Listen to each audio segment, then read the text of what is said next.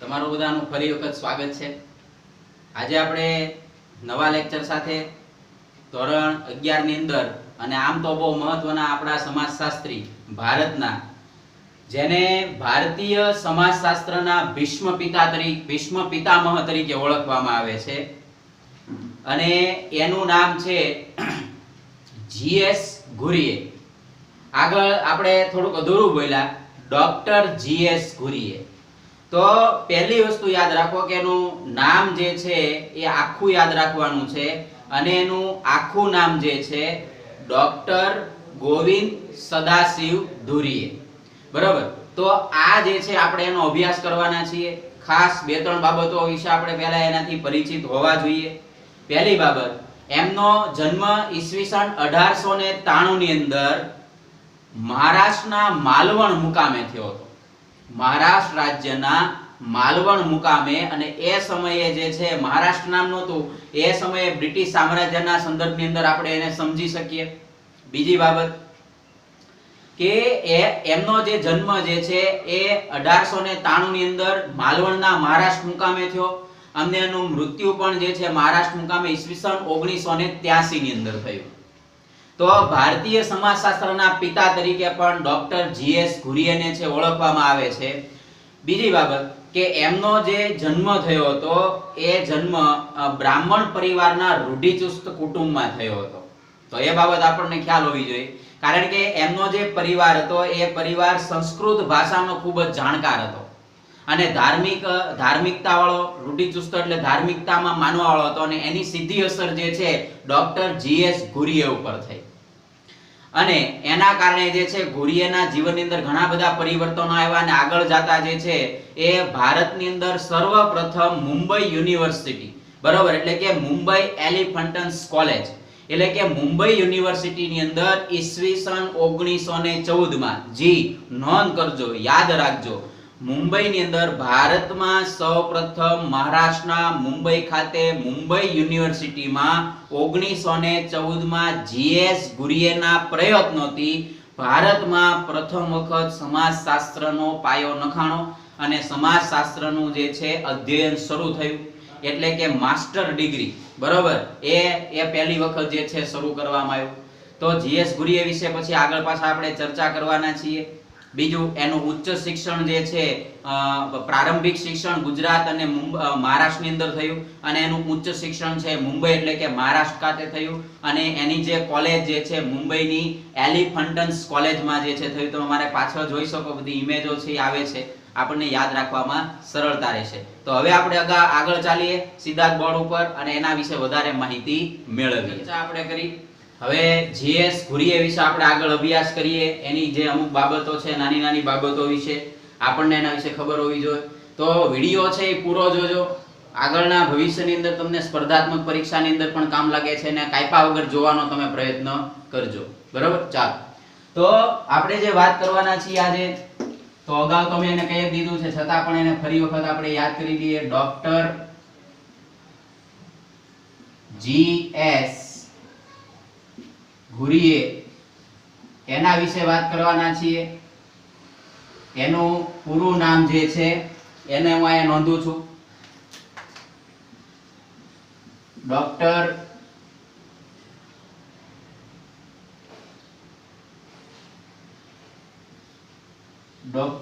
ગોવિંદ સદાશિવ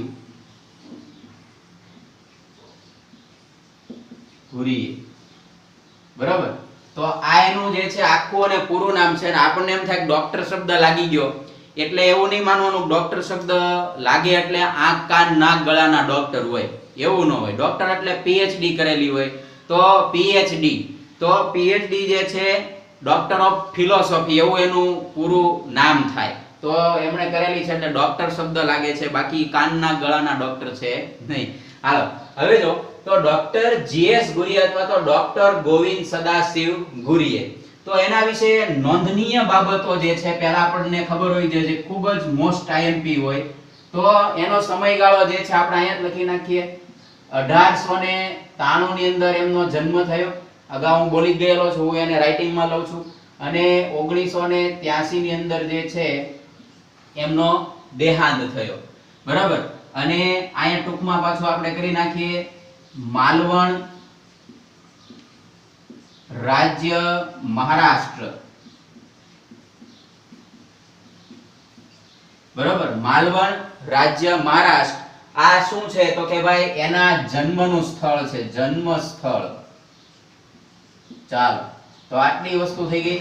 તો માલવણ મહારાષ્ટ્ર જન્મ સ્થળ. તો ડોક્ટર જીએસ ગુરિયાનો જન્મ ક્યાં થયો તો આપણને તરત જ ખ્યાલ આવી જાય કે એમનો જન્મ જે છે અહીંયા થયો. હવે બીજી વસ્તુ કે ડોક્ટર ગોવિંદ સદાશિવ ગુરિયે જે છે એને ઘણા બધા પુસ્તકો લખ્યા છે, અને એ પુસ્તકોની યાદી જે છે એ વિડિયોની અંદર હું એની ઇમેજ રૂપે તમને મૂકી દઈશ, જેથી કરીને તમે એનો સ્ક્રીનશોટ છે પાડી શકો. એટલે વિડિયોને લાસ્ટ સુધી જોવાનો પ્રયત્ન કરજો. ચાલો, તો માલવણ મહારાષ્ટ્ર આ જન્મસ્થળ યાદ રહી ગયું. બીજી વસ્તુ યાદ રાખો, ભારતીય સમાજશાસ્ત્રના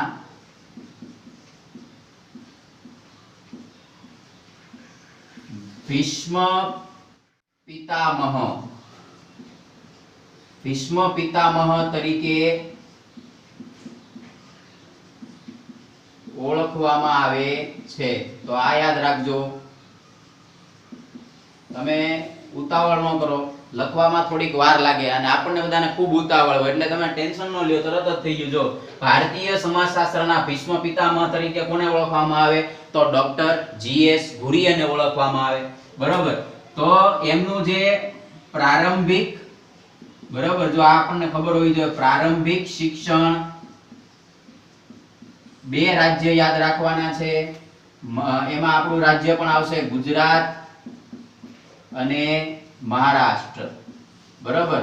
તો આ એક ટૂંકમાં આપણને ખબર હોવી જોઈએ કે એનું પ્રારંભિક શિક્ષણ કે ઉચ્ચ શિક્ષણ બે પૂછે તો પ્રારંભિક શિક્ષણ ગુજરાત અને મહારાષ્ટ્રની અંદર, મહારાષ્ટ્રમાં થયું, અને ઉચ્ચ શિક્ષણ જે છે, ઉચ્ચ શિક્ષણ ક્યાં તો કે ઉચ્ચ શિક્ષણ એમનું મુંબઈની અંદર, બરાબર, મુંબઈમાં થયું. મુંબઈની એલિફન્ટન્સ જે કોલેજ છે એની અંદર એમણે જે છે ઉચ્ચ શિક્ષણ પૂરું કર્યું. તો આ યાદ રાખો, પ્રારંભિક શિક્ષણ વિશે મેં એની વાત કરી. હવે અહીંથી બીજો એક સવાલ આપણને ખબર હોવો જોઈએ જે યાદ રાખવાનો છે. તો ભારતીય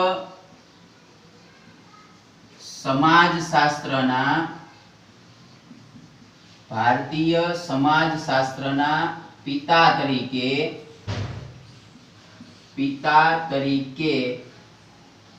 ડોક્ટર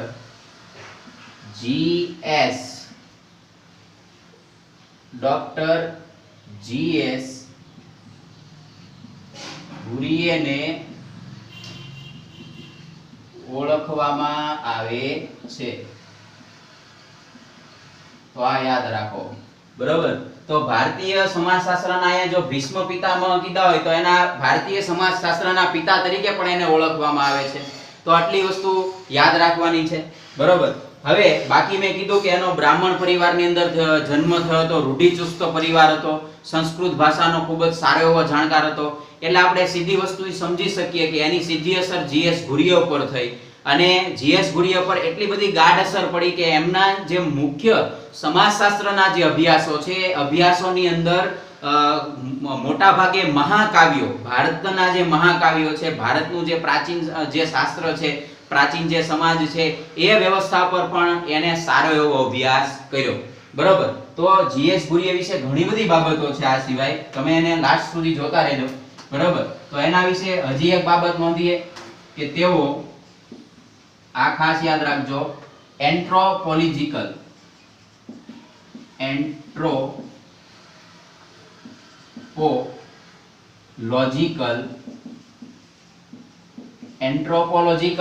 તથા ઇન્ડિયન સોશિયોલોજી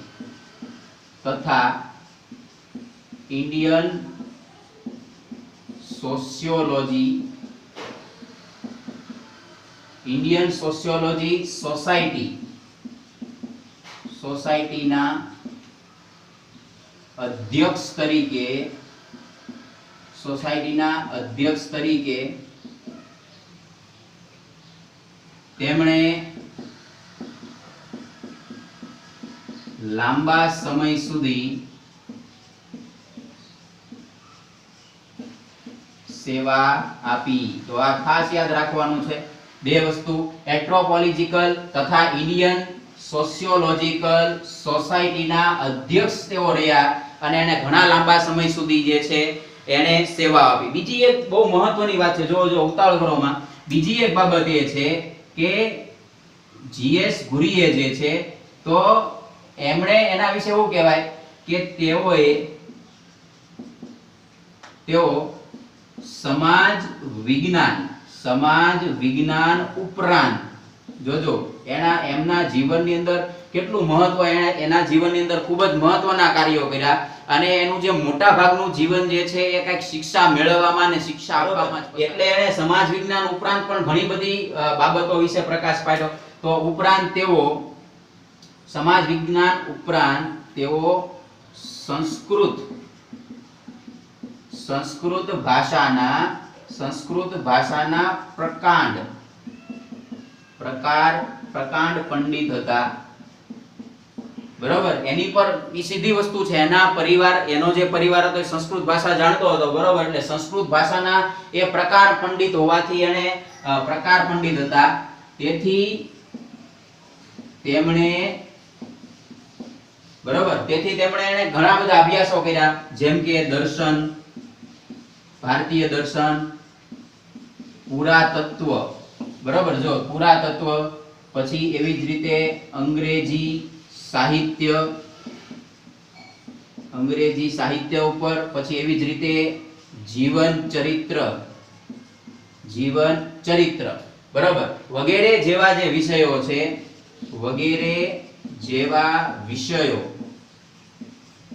વિષયો ઉપર તેમણે અભ્યાસ કર્યો.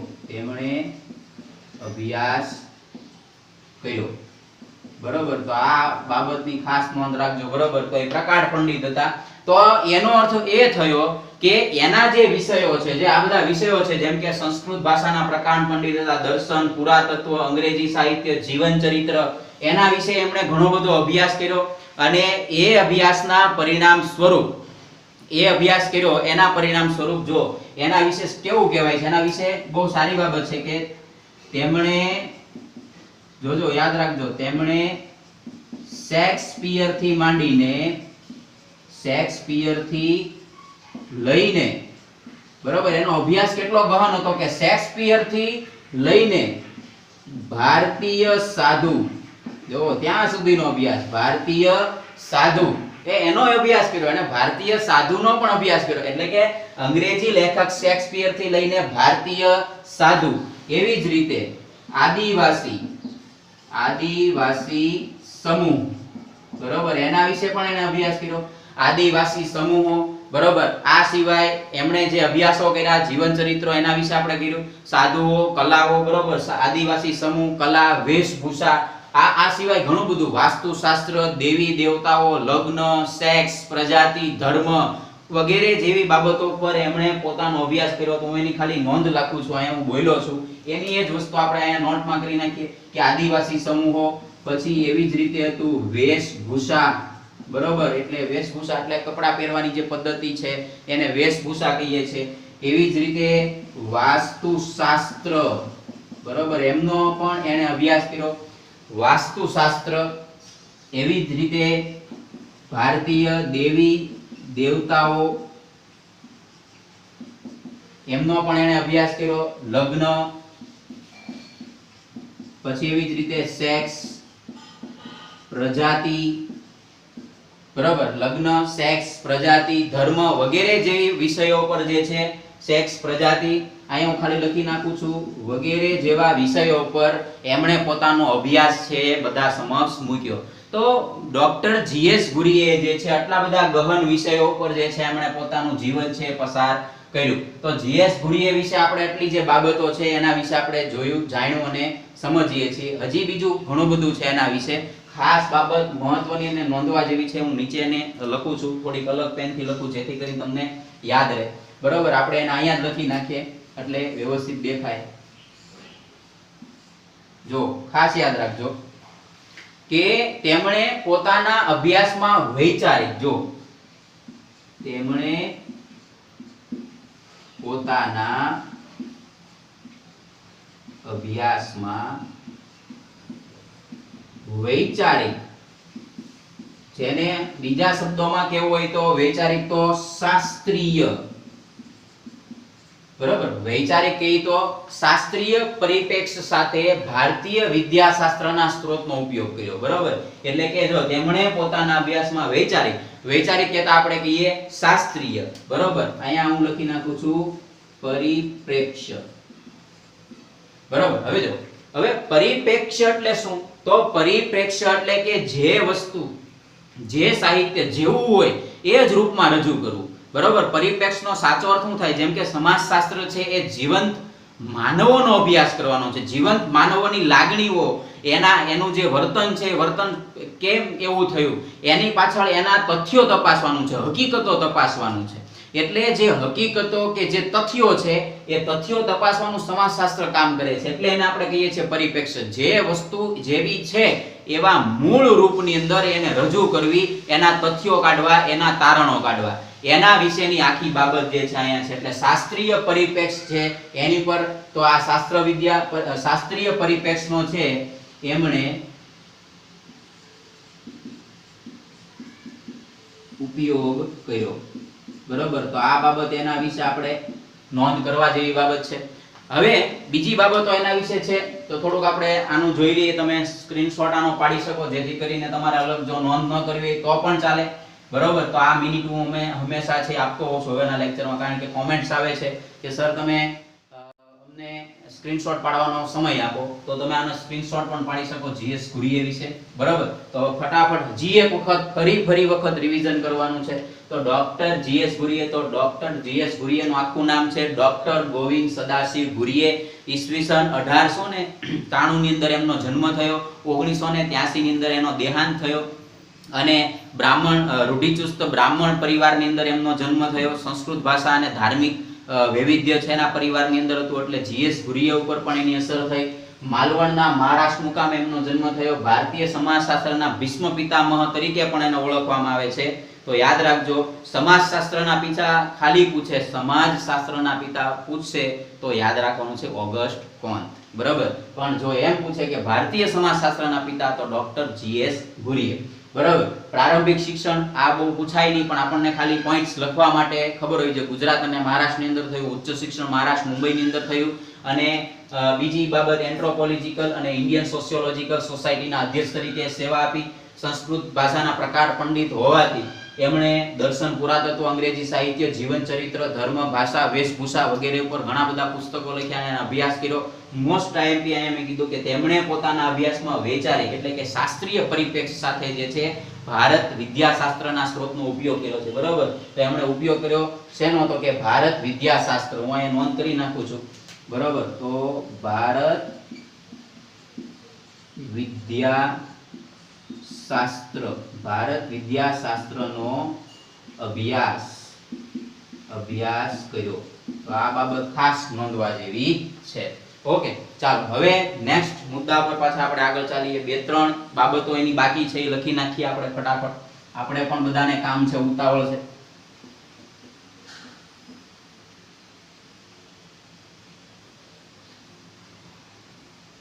હવે જો જીએસ ઘુરીએ વિશે આપણે અભ્યાસ કર્યો, એ પહેલા આપણે ઘણા જે બીજા વિદેશી સમાજશાસ્ત્રી હતા એના વિશે પણ આપણે અભ્યાસ કર્યો. એવું નથી કે જીએસ ઘુરીએ તે જે છે ભારતીય સમાજશાસ્ત્રની અંદર ખૂબ વિકાસ અને પ્રદાન આપ્યું, પણ આ સિવાય જે છે એમએન શ્રીનિવાસનું પણ આપણે નામ છે લઈ શકીએ, બરાબર. એવી રીતે ઘણા સમાજશાસ્ત્રીઓ છે, આધુનિક સમાજશાસ્ત્રીઓ પણ છે કે જેમણે ઉમદા પ્રદાન છે સમાજશાસ્ત્રની સેવા કરવામાં આપ્યું હોય, બરાબર. ચાલો હવે આપણે આગળ ચાલીએ. હવે જીએસ ઘુરીએ વિશે બીજી એક બાબત યાદ રાખવા જેવી છે. મેં અગાઉ પણ કીધું કે ભારતમાં સન ઈસવીસન 1914 માં સૌપ્રથમ મુંબઈ વિશ્વવિદ્યાલયમાં, યાદ રાખજો, 1914 માં સૌપ્રથમ મુંબઈ વિશ્વવિદ્યાલયમાં અનુસ્નાતક કક્ષાએ સમાજશાસ્ત્રનું અધ્યાપન કાર્ય શરૂ થયું. તો જો અહીંયા હું નોંધું છું, એને ફરી વખત યાદ રાખજો. તો ભારતમાં ઈસવીસન 1914 માં બરાબર સૌ પ્રથમ મુંબઈ યુનિવર્સિટી અથવા તો વિશ્વવિદ્યાલય બરાબર સૌ પ્રથમ મુંબઈ વિશ્વવિદ્યાલયમાં અનુસ્નાતક કક્ષાએ ખાસ યાદ રાખજો, મુદ્દો યાદ રાખવા જેવો છે એટલે મેં એને લખ્યો છે. કક્ષાએ સમાજશાસ્ત્રનું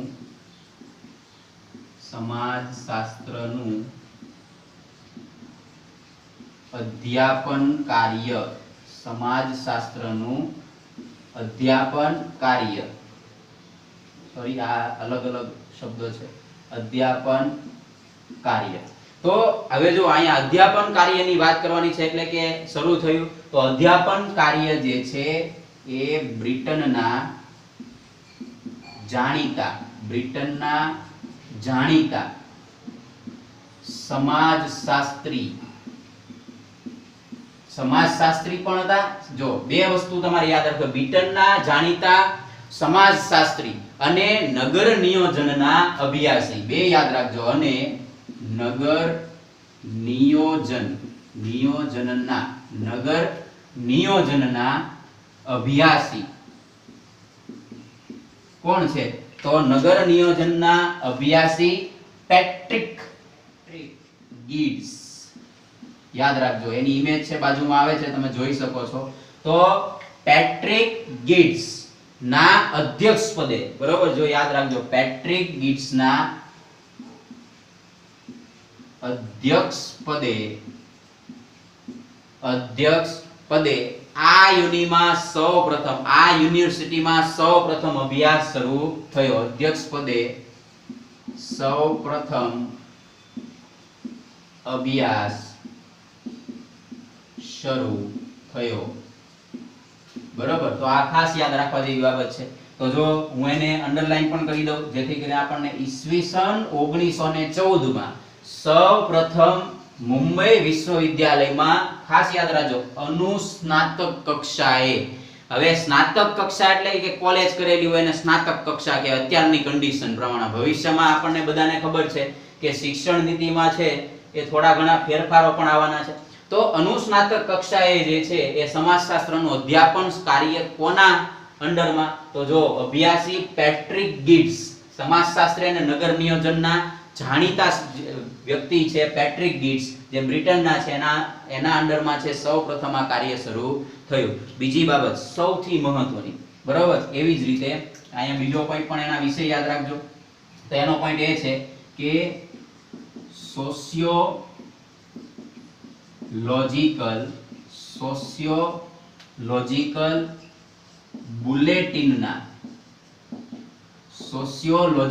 બુલેટિનના સંપાદક તરીકે ડોક્ટર જી.એસ. ઘુરીએ વિકાસની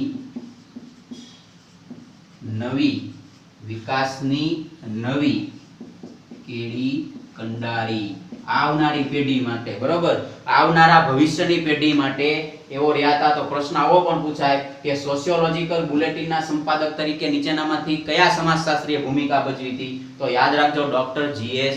ઘુરીએ. એના વિશે તમારે એટલું યાદ રાખવાનું ડોક્ટર જી.એસ. ઘુરીએ વિશે. તો એના મુખ્ય સંપાદક તરીકે પણ એમણે રહ્યા. આ સિવાય ભારતની અંદર મેં હમણાં નામ લીધું એમ કે ડોક્ટર એમ.એન. શ્રીનિવાસ બરોબર છે. એમ.એન. શ્રીનિવાસ એવા સમાજશાસ્ત્રી છે, એમના વિશે પણ પછી પાછા આપણે નેક્સ્ટ લેક્ચરની અંદર અભ્યાસ કરશું. પણ આ પાઠની અંદર આટલું જી.એસ. ઘુરીએ વિશે તમારે યાદ રાખવાનું છે, જેથી કરીને આપણને જો કે જી.એસ. ઘુરીએનું પ્રદાન એટલું બધું છે કે હું કદાચ એના માટે એટલું બધું આપી ન શકું, એના વિશે ભણાવી ન શકું. આ તો અમુક બાબતો વિશે આપણે એનો ખાલી અભ્યાસ કરી શકીએ બરોબર. તો અહીંયા સુધી રાખીએ.